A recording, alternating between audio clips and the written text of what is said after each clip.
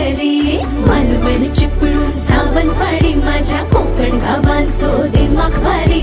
दिसते भारी गणपतीची स्वारी माझ्या कोकणा वाटे तुम्ही वलवा गाडी. धमाधमान हाका गाडी माझ्या कोकणचो रस्तो ना